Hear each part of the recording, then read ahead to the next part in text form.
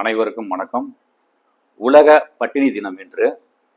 இந்த நாளில் இன்று தமிழ்நாடு முழுக்க விஜய் கட்சியினுடைய ரசிகர்கள் மற்றும் கட்சி நிர்வாகிகள் தமிழ்நாடு முழுக்க ஆங்காங்கே மக்களுடைய பசியை போக்குவதற்கு பல்வேறு நடவடிக்கைகள் மேற்கொண்டுள்ளனர்.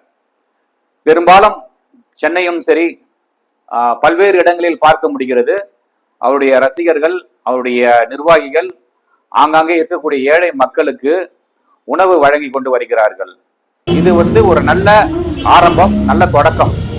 இது போன்று ஒவ்வொரு சமயத்திலும் ஒவ்வொரு நேரத்திலும் என்னென்ன விழாக்களோ என்னென்ன இது போன்ற நல்ல நிகழ்ச்சிகள் வருகிறதோ விஜய் ரசிகர்கள், அவருடைய கட்சி நிர்வாகிகள் இது போன்ற ஒரு நல்ல விஷயங்கள் செய்து கொண்டே வந்து கொண்டிருந்தால் வருகின்ற சட்டமன்ற தேர்தல், அதாவது 2026 அன்று நடக்கக்கூடிய தேர்தலில் நாம் மக்கள் மத்தியில் ஒரு நல்ல ஒரு பிரபலமாகலாம்.